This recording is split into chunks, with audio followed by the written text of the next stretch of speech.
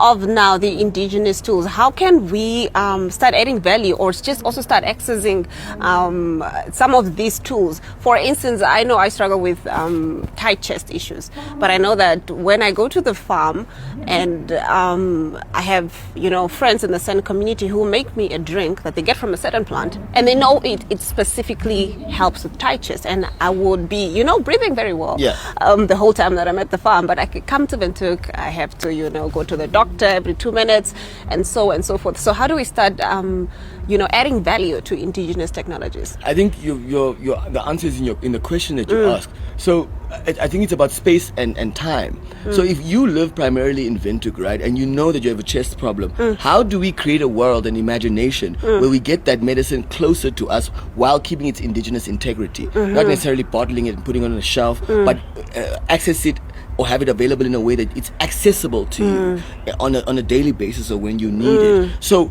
the same way that we have a pharmacy in every big building in the CBD, the same way that the pharmacies are 24 hours, we need to start imagining access to indigenous technologies like chest medication as something that we should be able to have readily available and on hand for us. So I think it starts with a self-decolonization, a self-interrogation that says to you, hey man, maybe these things I have around me are actually valuable. What is the difference between the ways in which you see okra for a sunscreen and the way that you see the Western sunscreen? Why can't you find a way that you can use your okra in a way that keeps the indigenous integrity of that thing, but still gives you access to the technologies that help you look beautiful and stay beautiful?